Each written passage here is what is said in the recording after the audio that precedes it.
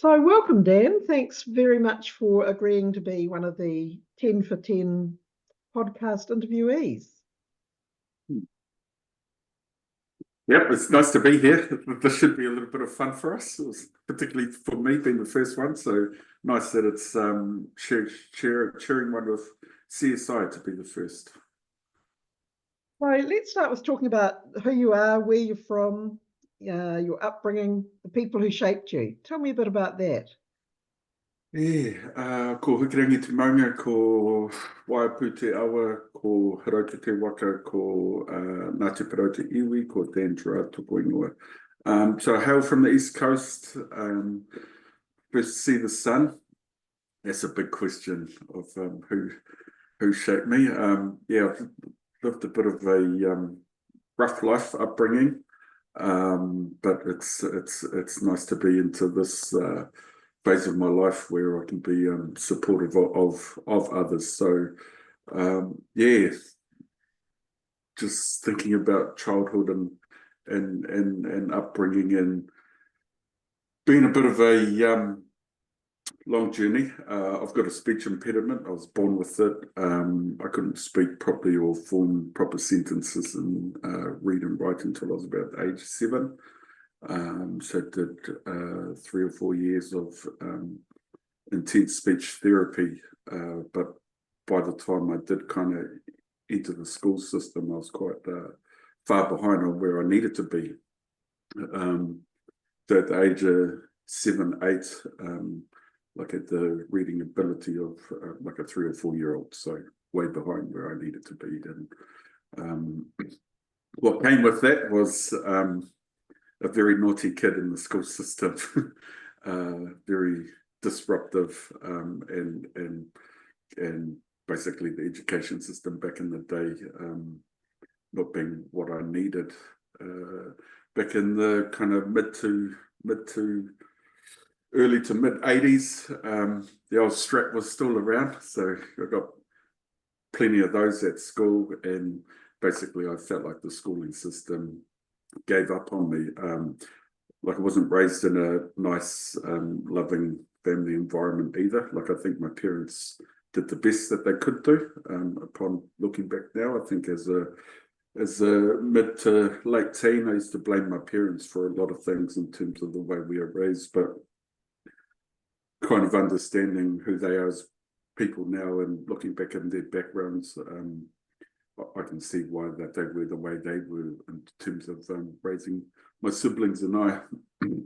So I've got a fairly big family. I've got 2 older brothers, and then parents separated after I was born, and they're both parents went on to have further kids. I've got 2 younger brothers on my dad's family and a younger sister from mum's side of the family. So a little bit of a mixed bag there, but I see all of my siblings as my siblings.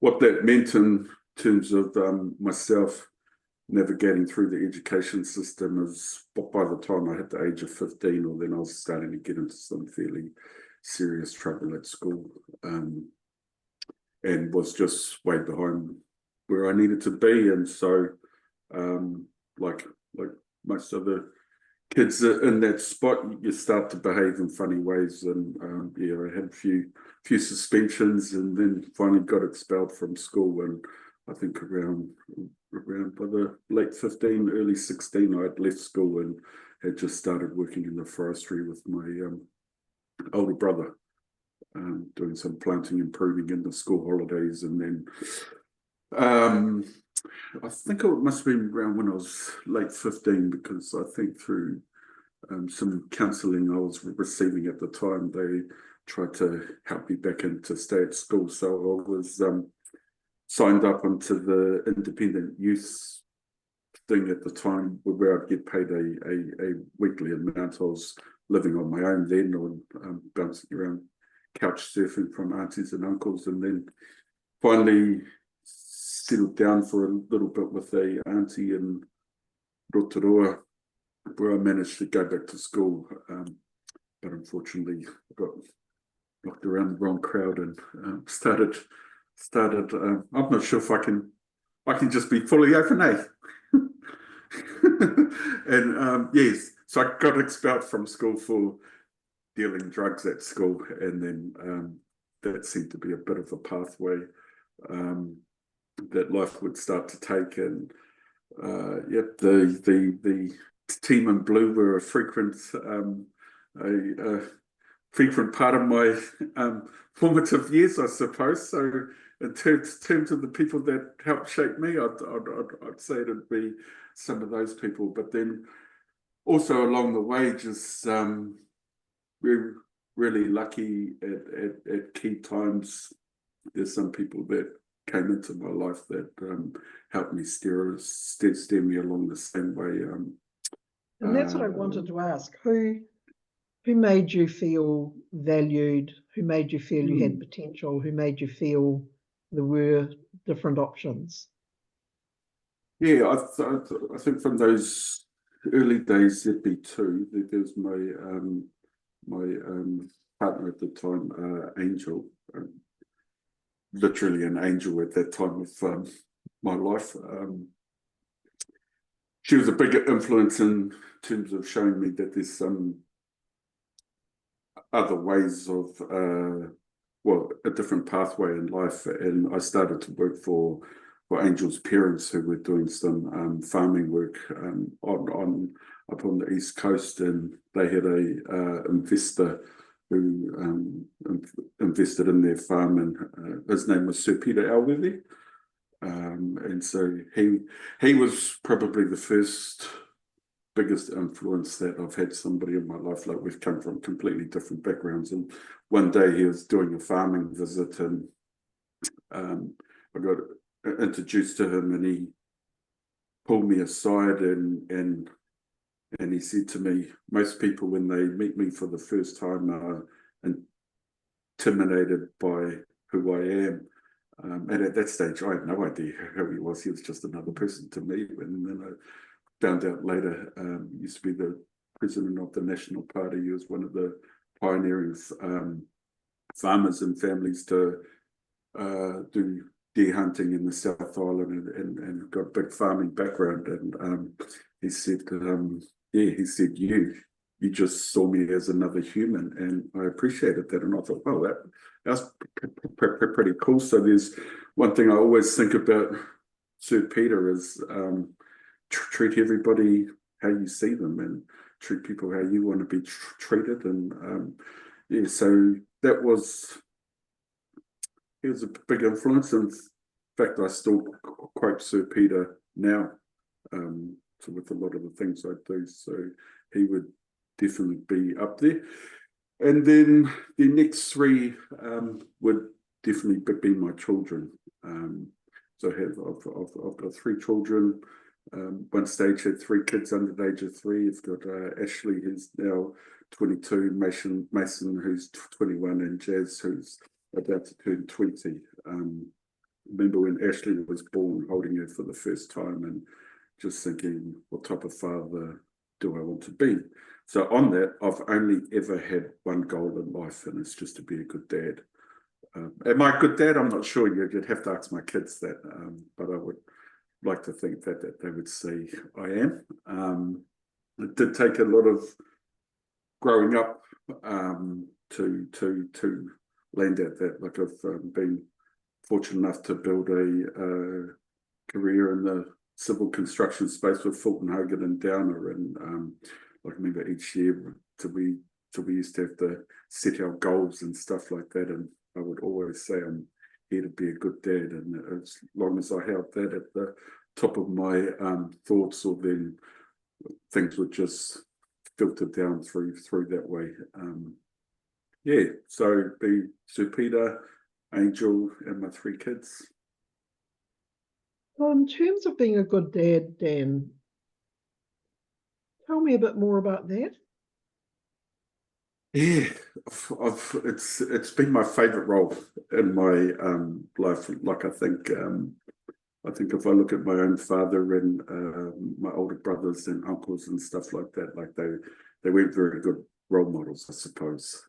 So in one way, it was easy to get to shape what being a dad means like to me. And the one thing I've always held on to is just grow with them, just grow with the kids. When they're babies, you treat them like a baby. When they're a toddler, you treat them like a toddler. When they're teenagers, you treat them like a teenager. And just enjoyed growing up with them. And in fact, in some ways, I got to relive my a positive, healthy childhood with my children, and all three of them are building their lives, and extremely proud of them. And like they're all in their 20s now. My youngest is about to turn 20 soon, and I just look at them and I think about where I was at that stage of life, and I just think, man, I've done really well to get them where they are and thriving. Like I remember I asked my eldest daughter a question last year, and I said, babe, do you feel like you've survived life, or do you feel like you're thriving at life? And she immediately answered, said, no, I'm thriving. Whereas I feel like even up to this point of my life, I've just managed to survive that life. Like I asked my son the same question, and he said, no, I'm thriving. So I look forward to my youngest daughter turning 21, and I'm going to ask her the same question too. Yeah, and that move from farming, and you'd met, somebody who was an important influence, Sir Peter Elworthy, into a different world with Fulton Hogan and co. What was that transition like? So you went from somewhere where you were recognised, seen, appreciated, and you took a leap into another world. Tell me a bit about that. Yeah, unfortunately, I had a little bit of a run-in with my ex-father-in-law, and it was his business, and somebody had to leave, and because it was me who had to leave, and then yeah, so I used to run well, I spent time as their farm manager and then time as their factory manager. So they used to process chickens.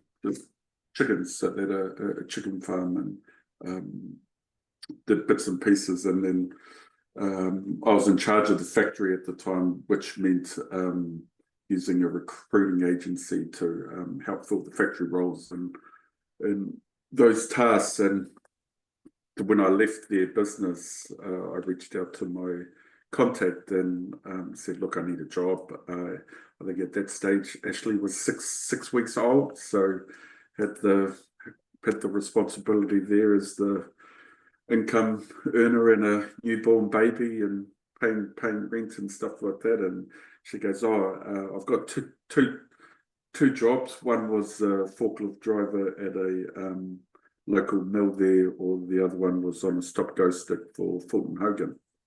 And I said, what do they do? And she said, they build roads. And I said, I could do that. And so I started at Fulton Hogan.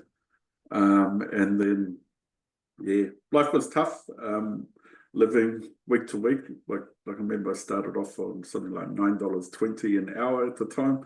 And then, yeah, just worked hard, loved the industry, loved the trucks, the bulldozers, the diggers, those things there. It was, yeah, just something that spoke to me, and was just a super keen learner. And then like a year later, Angel was pregnant again with my son, and I was like, man, I can't survive on the stop-go stick. Like I had to start climbing that chain. And then, yeah, just took every door that opened, I just stepped through it, and ended up over the span of 3 years, I think it was, from having no experience in the sector, from going from the stop-go stick to driver operators, gaining all of my wheels, tracks, rollers, truck licenses, and becoming foreman, becoming supervisor, becoming a project manager, becoming a department manager, all within the span of that 3 or 4 years. And yeah, just worked extremely hard, And I suppose in some ways I had to when you get 3 little mouths to feed and rent to pay and stuff like that. So I think the first 5 years were a bit of a blur, to be fair. But yeah, it was something that I had no dreams of doing. It was just something of a means, and fell into it. And then yeah, I did reach the first stage of a little bit of burnout. I was the project manager for this big multi-million-dollar project on the coast, and kind of buggered it up. Like it didn't have enough yards under my belt, I suppose, and then that kind of knocked me back a little bit, and I thought I was just leave the sector, and then they gave me an opportunity to go work in Australia. So we packed up the family and we went to Australia, and just got back out on the tools and back into the machines, and worked my way back up into a site foreman role, and just rebuilt those foundational skills that good project management, on-site management needed. And then yeah, we were in Australia for a couple of years, and then it was around that stage my son was starting school, and we were working through whether we were going to stay on the Gold Coast or move down to Melbourne, where there are better schooling things. And then the opportunity came back up in New Zealand, where I had my former boss ring me and said, "Oh, it's about time you come home to run this contract." And so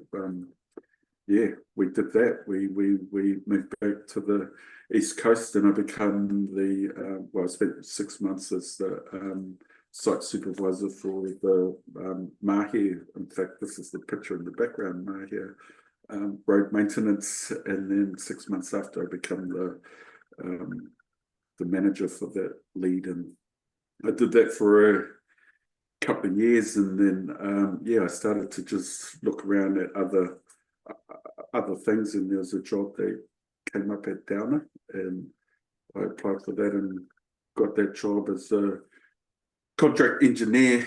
And then I'd spent the next 9 years at Downer, going from a site role and then becoming and ending up as the regional manager for the mid-central business based in Palmerston North, where I had about 200 staff and about a $90 million annual turnover. And I used to think that's not too bad for an uneducated boy from the East Coast. When you made that move and you went from being stop go and you moved up and you started supervising and managing and leading, tell me a bit about your sort of journey as a leader, because obviously you were working in a demanding industry. You had increasing numbers of people looking to you. There's not a lot of room for error in terms of the execution of the work. And so that's an extra challenge for somebody who's in that leadership position. So tell me a bit about your leadership journey through those jobs. It was horrendous. It was so bad. I look back on it now and I just think, oh my God, like, who was that guy? Yeah, guy, the bad guy at the beginning, the poor leader. yeah, it's yeah, and it's come full circle now with the work I do. So I just think it's yeah, like we have to start somewhere. Back in the late 90s, early 2000s, it was around that time when I first stepped up into a foreman role. Like I just saw all the other foremans across the region, and they were these big rough men. And it was back in the days where you could take somebody around the back of the truck and slap them around the ears for not listening. So there's none of these health and safety things. And yeah, it was really interesting. So when I stepped up into a foreman role, I just modeled what I saw. I thought that's the only way through this, and modeled what I saw. And I did some fairly, I look back, like I was saying, I did some fairly horrendous things now. Like, it wasn't physical with people, but I've thrown people off the worksite and made them hitchhike 2 hours back home and stuff like that. And it's like, man. And then I would see a supervisor and I'd say, yeah, I want that role. And so I'd just start acting like a supervisor, and then I'd see a contract manager and I'd just do that. So in terms of my leadership, I did all of my modeling of what I was surrounded by. But once I started to get into some of the senior roles, I started to look at myself and thinking, this is not what leadership is. It's like, so, How yeah. would you So instead of being the type of leadership that you saw initially, what were the behaviours that you now look back on? And it's like a dictatorship. dictatorial? Yeah, 100%. Like, you just demand things on site, and if you didn't get what you want, well, then you would, yes, definite poor behaviours would show up. You'd become a lot more aggressive with tone. You'd become aggressive with language, and yeah, it wasn't good. But I suppose I had to start somewhere, and it was myself. Like, I remember one night having a few beers with a mate after being in a foreman role for about 6 weeks, and I just said to him, man, I can't do this. I can't.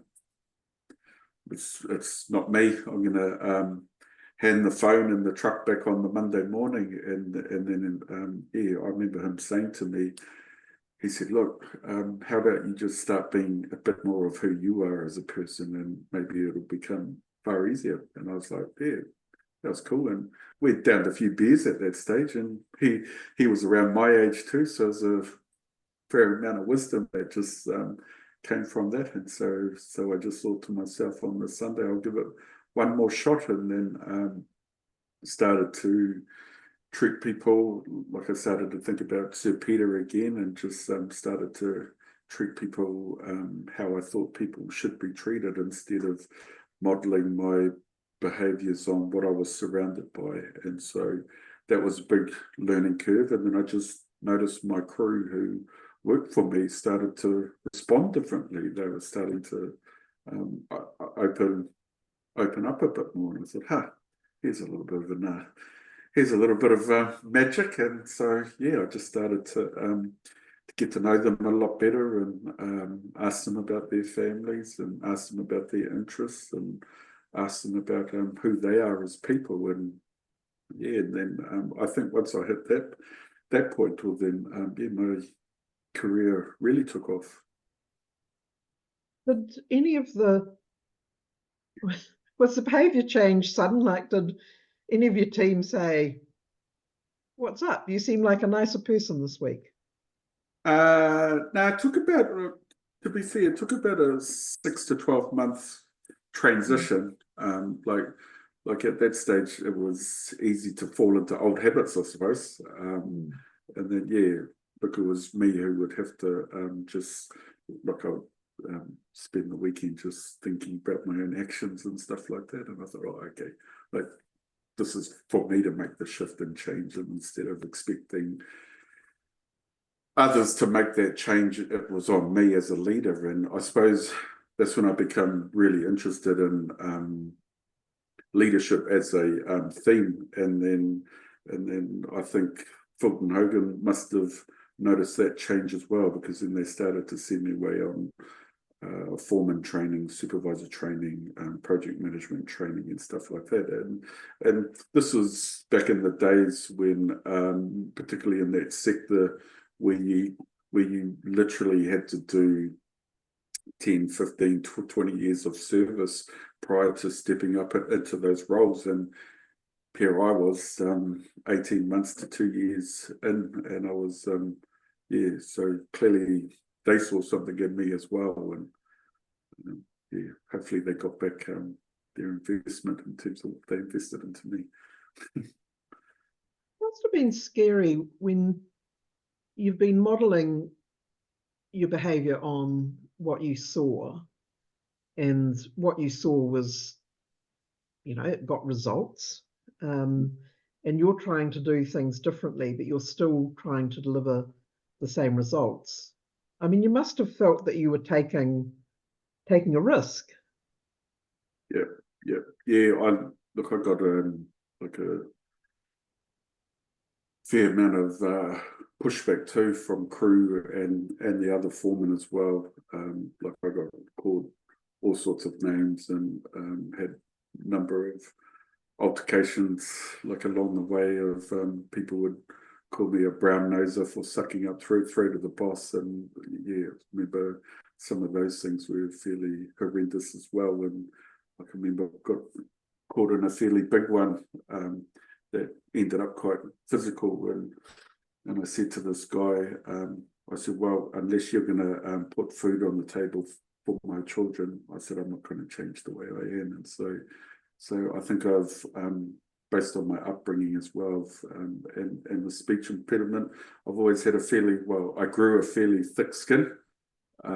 So I think in some ways that helped me a lot to be able to just ground myself and stay true to who I was, and my kids in my family were number one to make sure I could provide for them.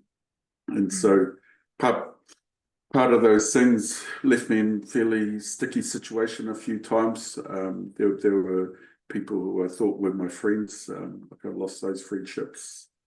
And back in those days too, like this is sad to say, but the majority of our field staff were Māori, and the majority of supervisors, project managers, and contract managers were Pākehā. So I found myself with one of the first Māori supervisors, one of the first Māori things. So in some ways I was walking a pathway that hadn't been walked before. So that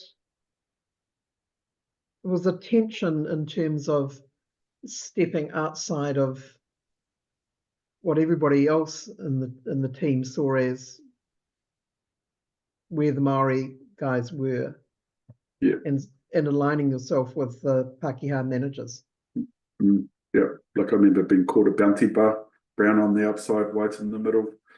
And yeah, so yeah, there were some tough times, and sometimes I questioned it as well, to whether I was up for it. But like I said earlier, like I would always come back to just being the provider for my family, and I could see a pathway starting to become clearer and clearer as well. And so we just had to work out how to navigate myself through those times, and clearly I figured it out along the way. Yeah. But yeah, they were the days when there was lots of drinking on the Friday nights and stuff like that, and all of the boys would come together, and then some of those things would always show up. It's like, oh, here's the bounty bar, and yeah, those things. Here's the brown noser, and yeah, and so, and in fact, part of those things was like I always thought for me to step up into that next line of leadership, I needed to develop somebody underneath me. So I remember when I first became a foreman, that became really, really clear straight away. And so I would then think, all right, who's the next foreman? And I'd identify 2 or 3 of them, and I'd just basically on the job train them up, that when a supervisor job came up, I would apply for it. And so in some ways I was dragging people up with me, and so then I'd move on to project management, and I'd identify the next supervisor, and yeah, so I was always conscious of, if I wanted to grow, like I had to grow other people around me as well.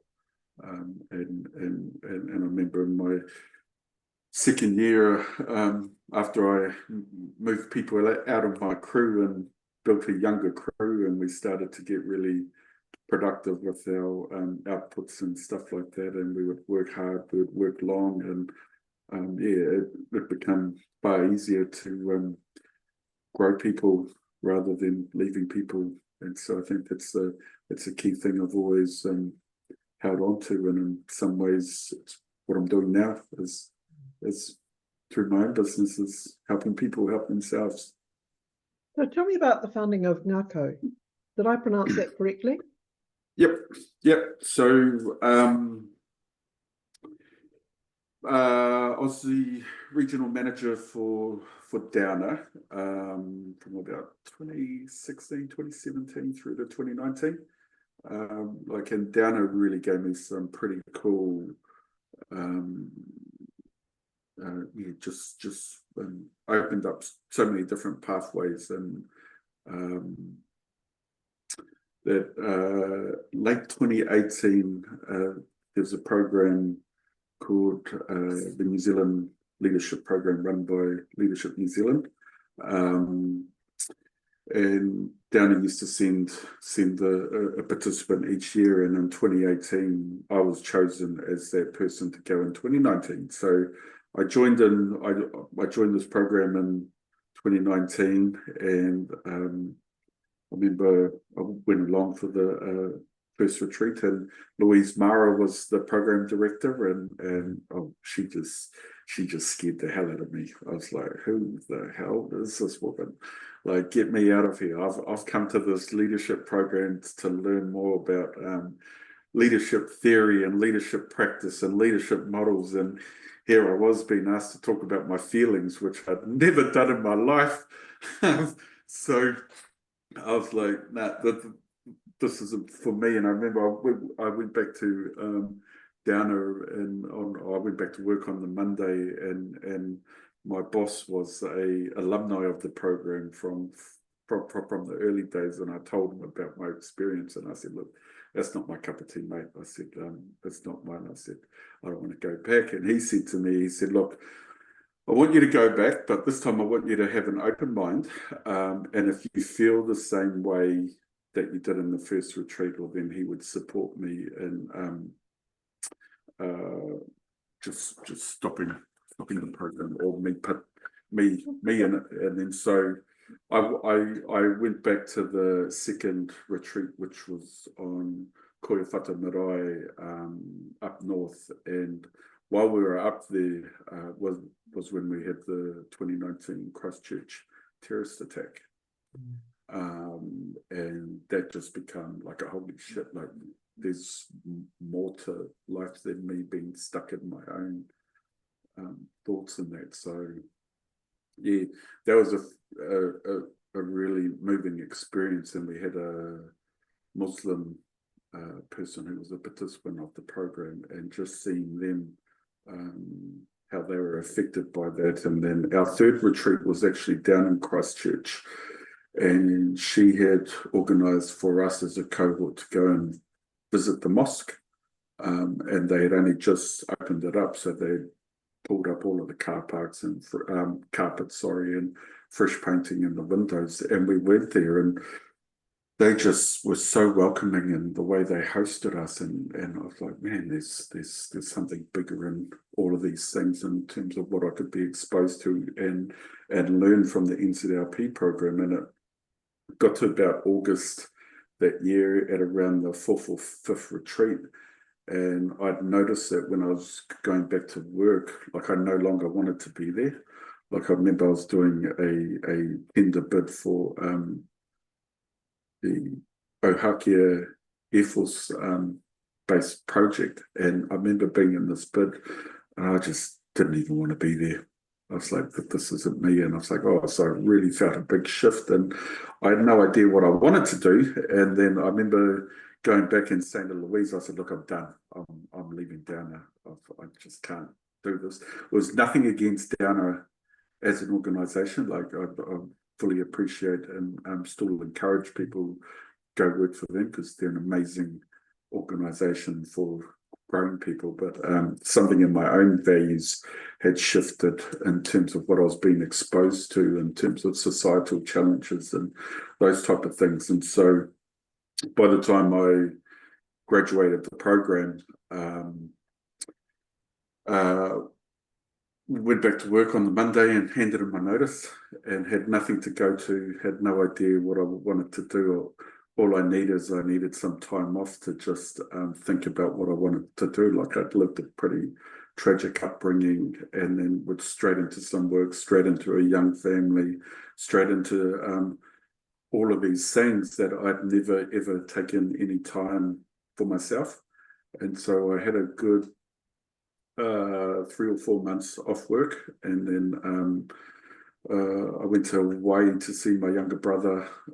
He was going through some challenges at the time, so I just went and supported him. I came back to New Zealand, and my 2 youngest kids were on school holiday at the time, and we just jumped in the ute and we did a road trip around the North Island, just with the tents and chili bins and fishing rods and diving gear, and we just had an awesome time. And then one of those trips, I actually bumped into Louise and Paeroa, and she was like, "Oh, so what are you up to now, Dan?" And I think we had something planned. Like, I think that's how we bumped into each other.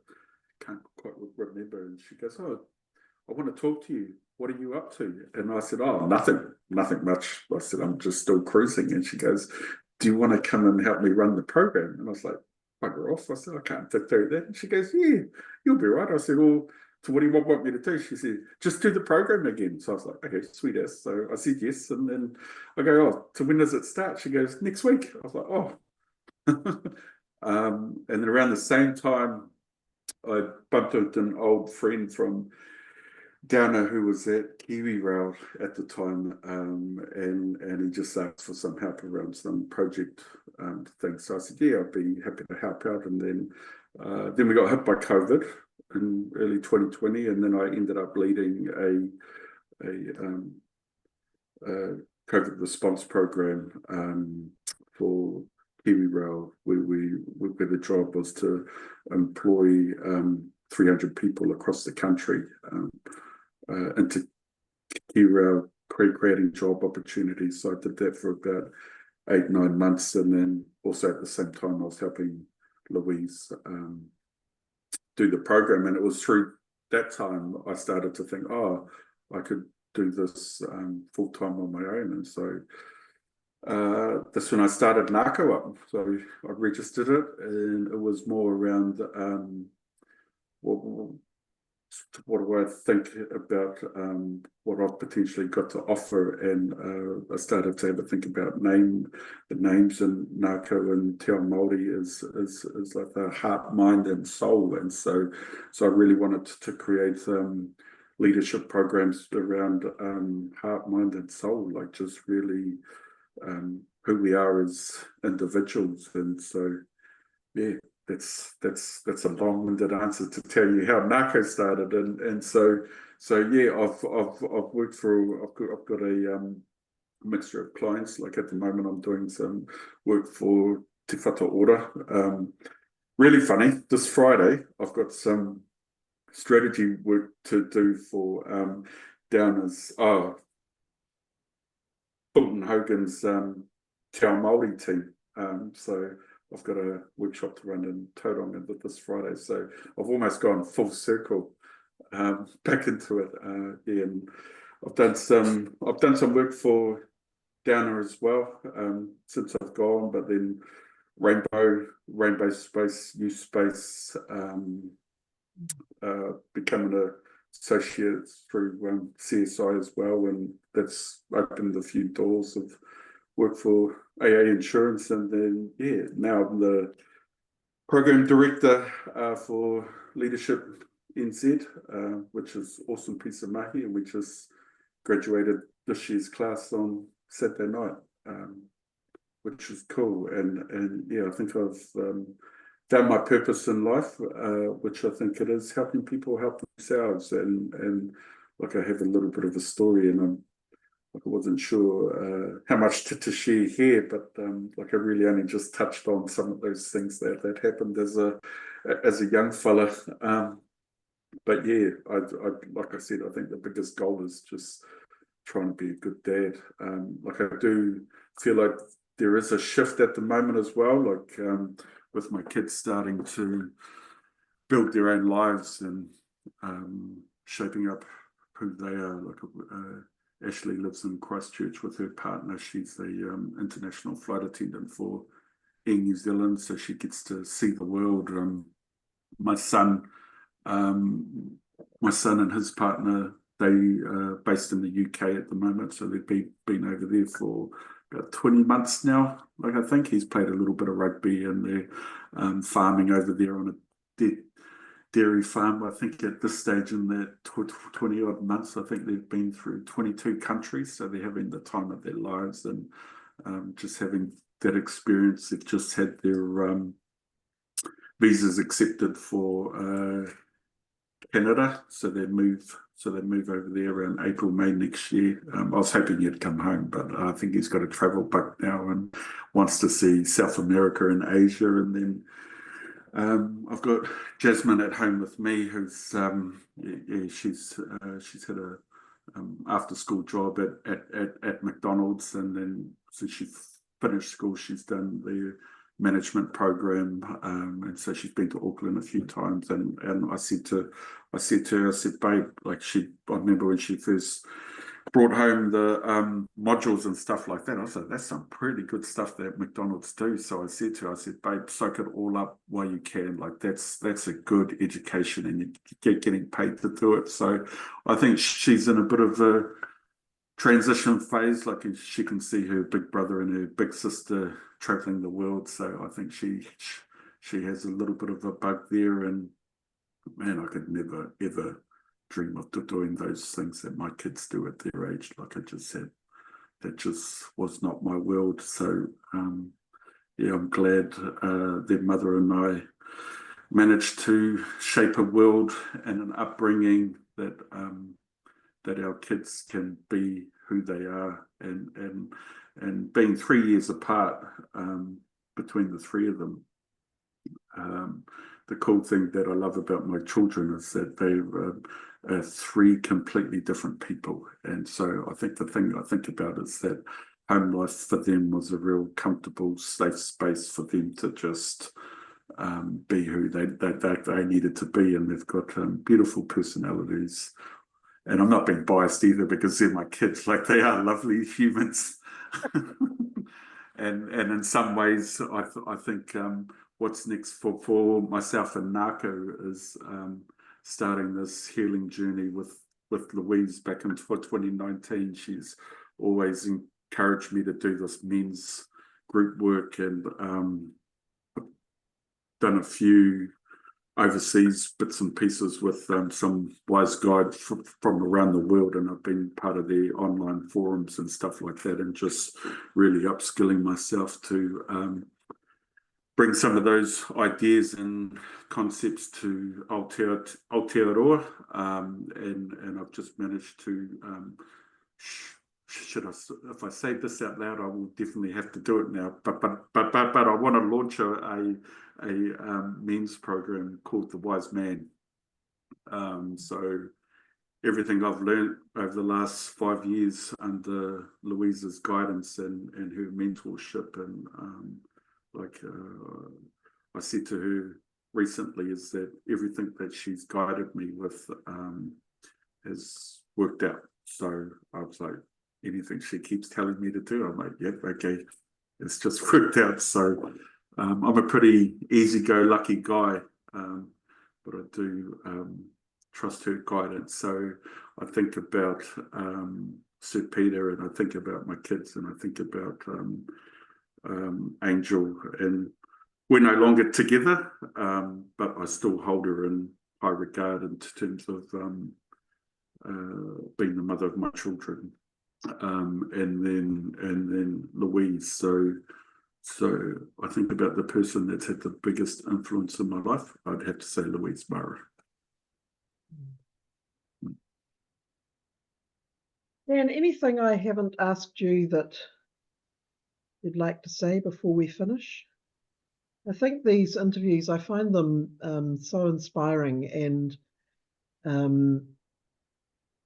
you know, the privilege is canvassing people's life journeys and where they've come from and what influenced them and what they've learned. And it is such a privilege to hear your journey. But as I say, is there anything that you'd like to say in wrapping this up? Yeah. Question. I think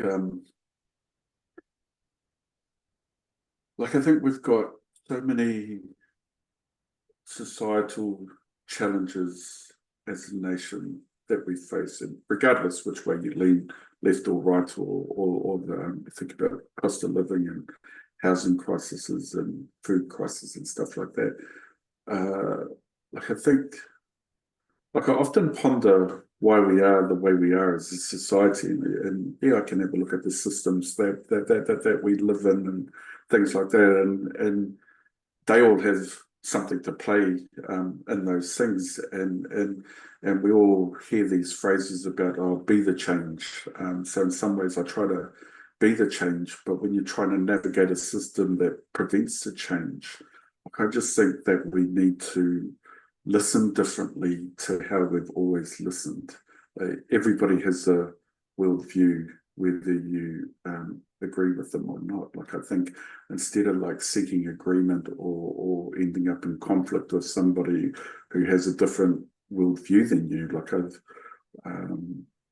I think we need to listen differently and seek understanding of another's view of the world, and see if we can meet each other in the middle instead of expecting people to meet us where we're at.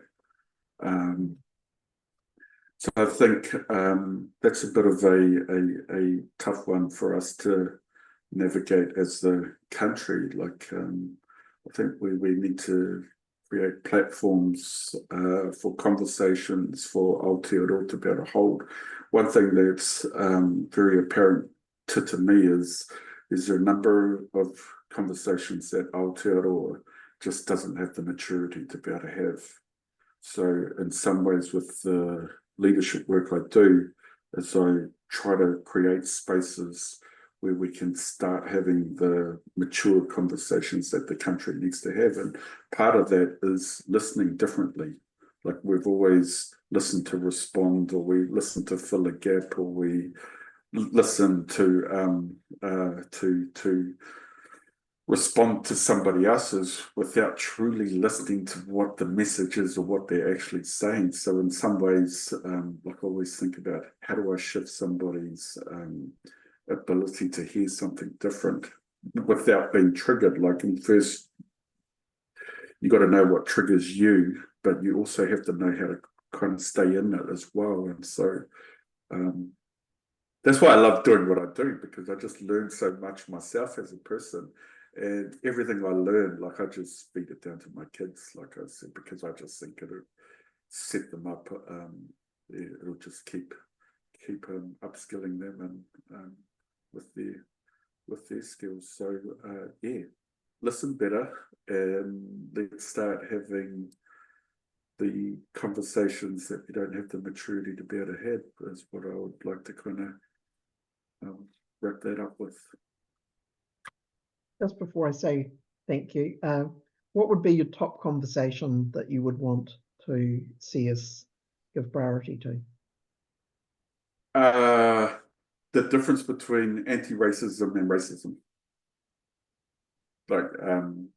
I think society thinks they are one thing, but I think we need to have them as two separate conversations. And I always go back to what Taika said about 5 years ago: New Zealand is racist as beep.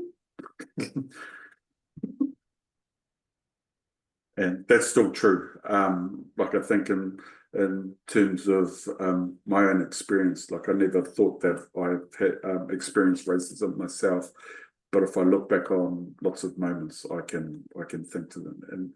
And even as early back to Easter weekend this year, I was involved in something really horrendous, and that just tells me there's still so much work to do.